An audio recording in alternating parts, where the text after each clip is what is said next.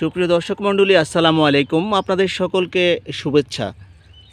আজকে আমি আপনাদেরকে নিয়ে এসেছি মহেশখালী উপজেলার যে কালামারছড়া উপজেলার যে কালামারছড়া ইউনিয়নে, যেখানে মিষ্টি পানের জন্য আপনার কৃষকরা পান চাষাবাদ করছে এবং এই পানের বরজ থেকে আপনাদেরকে আমি স্বাগত জানাচ্ছি।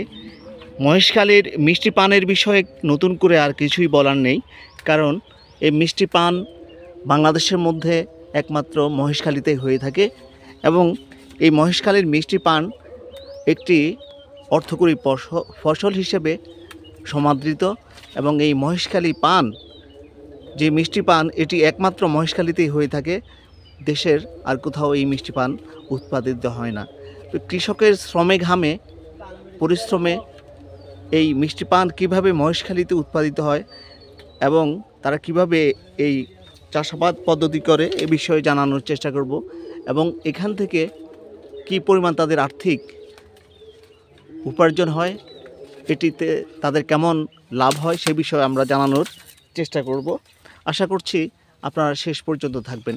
দেখুন, এক কৃষক ভাই পান উঠাচ্ছেন, হয়তো এই পানগুলো উঠিয়ে ওনারা বিক্রি করতে নিয়ে যাবেন বাজারে। তো ভাই, আপনার নামটা একটু যদি বলেন, একটু সামনে আগে আসেন ক্যামেরার দিকে। ধন্যবাদ। আসসালামু আলাইকুম। আমার নাম হচ্ছে আশিকুল্লাহ। আশিকুল্লাহ ভাই, জি, আপনি এই পান চাষের সাথে কত বছর যাবত যুক্ত আছেন? এটা হলে মহেশখালী হলো একটা দ্বীপ। আমাদের সবাই বললে চলে, আমি একজন না, সবাই এই পান চাষ, লবণের চাষ, মাছ, চিংড়ি, ধানের, এটা নিয়ে আমরা মানে ব্যস্ত থাকি আর বাকি জীবনটা কাটা যায় আর কি। আচ্ছা, এই যে পান চাষ, এই পান চাষের জন্য কি ধরনের মাটি এই দরকার হয় এবং আপনারা এর চাষাবাদ পদ্ধতিটা কিভাবে করে থাকেন একটু যদি সংক্ষেপে বলেন। হ্যাঁ, আমরা এটা প্রথমে করে থাকি ধানের চাষ 3 মাসের লেগে দিয়ে থাকি। তারপর যখন ধান কাইটা ঘরে নিয়ে যায় তখন জমিনটা কোদাল দিয়ে কাটিয়া শেষ করিয়া কি করে দিই সুন্দর করিয়া, তারপরে হাঁড়ি বানাই, বড় উপর দিকে ছানি দিয়া ফানের আগাটা একটু লাগাই দেওয়ার পরে সাথে সাথে যখন 10 দিন 20 দিন হয়ে যাবে, ওই গরু আছে না, গরুর গোবর দিয়া তখন ওইটা হয় সারটা যখন দিই আমরা, গাছটা একটু বড় হয়ে যায়। বড় যখন হয় এই বাঁশটা দিয়ে দিই, বাঁশটা দেওয়ার লগে তখন একটু বড় হয়ে যায়, তাহলে আমরা ফান ছিঁড়ে ছিঁড়ে বিক্রি করি। আচ্ছা, এই পান চাষটা বছরে কয় মাস হয়? এটা হচ্ছে তোমার বছরে হইতে থাকে। তাহলে এটা হলো আমরা বিলের মাঝে বলি। তো যেমন পাহাড়ে যেটা করি এটা হলে বছরে একবার হয়। এটা হলো তোমার 6 মাসের ক্ষেত। সময় বর্ষাকাল যখন আসবে, যেমন এখন এটা যদি থাকে আর 2 মাস অথবা 1 মাস এরকমই থাকবে, তারপরে মারা যাবে, ও নিজেই মারা যাবে। আচ্ছা, মানে একটা নির্দিষ্ট সময়ের পরে পান এমনি ও নিজেই মারা যাবে, নিজেই মারা যাবে। জি, আচ্ছা, শুকিয়ে যাবে এমনি। শুকিয়ে যাবে। তো এটা আপনার হচ্ছে ছোট থেকে বড় হইতে কতদিন সময় লাগে? এটা ছোট থেকে বড় হইতে ধরেন ফানসিপটে পান সংগ্রহ করা পর্যন্ত আর কি সংগ্রহ করা পর্যন্ত 1.5 মাস, মানে 45 দিন। 45 দিন সময় লাগে। জি। 45 দিন পরে আপনারা আমরা কিন্তু টাকা শিখতে পারবো আর কি। মানে মানে ফানসিরা মানে টাকা ছিঁড়ে। পান ছেঁড়া মানে টাকা টাকা ছেঁড়া। ছিঁড়ে। আচ্ছা আচ্ছা। তো আপনার এখানে এই যে এটা বড়, মোটামুটি অনেক বড় একটা পানের হ্যাঁ, বরজ দেখা যাচ্ছে। এখানে অনেক বড়। কতটুকু জমি হবে এখানে আপনার? এখানে কত জমি? 1 বিঘি 2 বিঘি হবে, তাও এটা কিন্তু একজনের না, এটা একজনের না, এটা কয়েকজন মিলে ভাগ করে করা হয়েছে।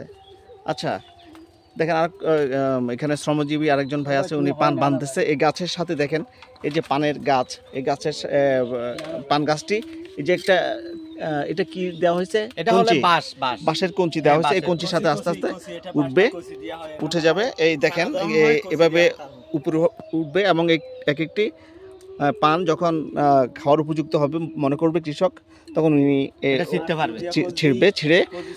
আচ্ছা, সপ্তাহে কয়দিন আপনারা পান সংগ্রহ করেন?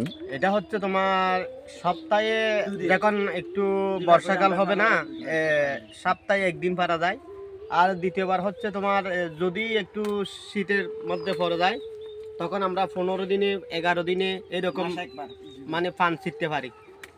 এখন একটু পান বেশি মেলে, কারণ হচ্ছে এখন বর্ষাকাল এসে গেছে, ঝড় বৃষ্টি হয়েছে, সেজন্য একটু পান একটু বেশি বাইরে যায়।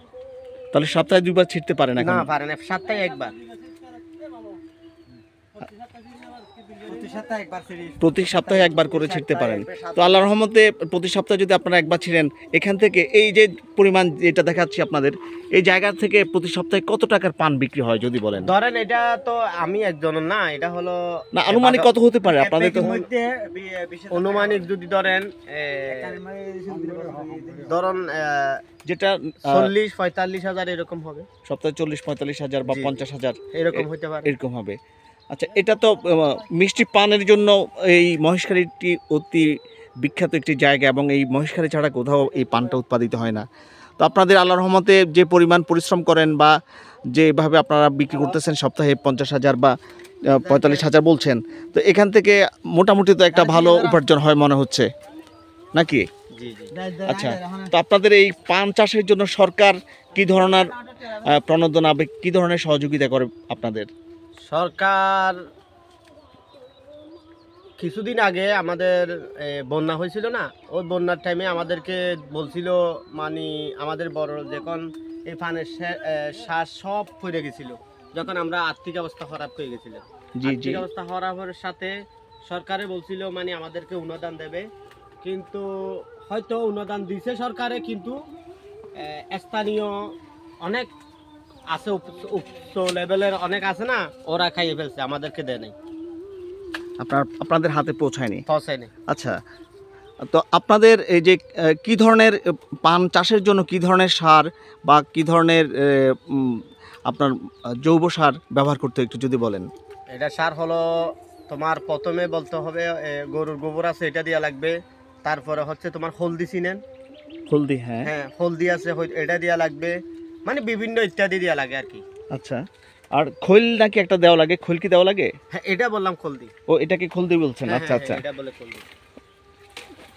আচ্ছা, তো এই যে আপনার সরকারিভাবে কি আপনাদের এই খৈল বা এই ধরনের সার বীজ কৃষকদের না, জন্য? না, না, না, এরকম কোনো কিছু দেওয়া হয় না। এটা আমরা নিজের গাড়ির থেকে দিয়ে নিজে উৎপাদন করি, নিজে খাই, ফ্যামিলি নিয়ে চলি আর কি। এই পানটা তো আসলে মিষ্টি, জি জি, তাই না? ঝাল বা এরকম না, না না, মিষ্টি পান। এরকম না। আচ্ছা, তো এটা মহেশখালীতেই হয়, অন্য কোথাও হয় না।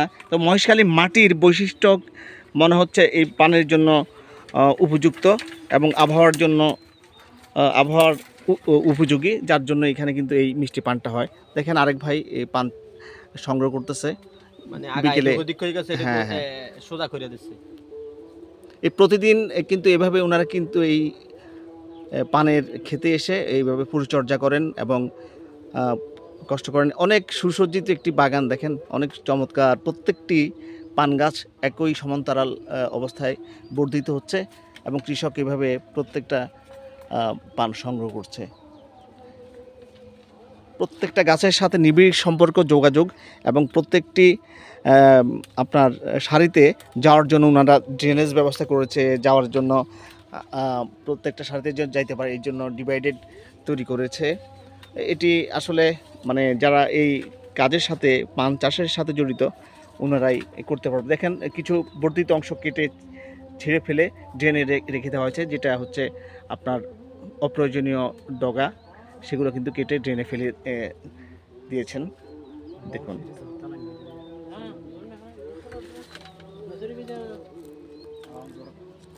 তো সকলকে ধন্যবাদ। মহেশখালীর পানের বরজ থেকে আশা করছি আপনারা এই পান চাষের সাথে পরিচিত হতে পারলেন, যে মহেশখালীর মিষ্টি পানের কথা, শেফালী ঘোষের সেই বিখ্যাত গান, যে যদি একবার তোমায় কাছে পাইতাম মহেশখালীর পানের খিলি বসাই খাওয়াইতাম, সেই গানটির কথা মনে পড়ে গেল। আসলে এই মহেশখালীর মিষ্টি পান নিয়ে কিন্তু অনেক গান আছে, গান রচনা হয়েছে এবং গল্প উপন্যাস আছে। তো আপনাদের সবাইকে মহেশখালীর এই পানের বরজ থেকে আবারও ধন্যবাদ জানিয়ে আজকের মতো বিদায় নিচ্ছি।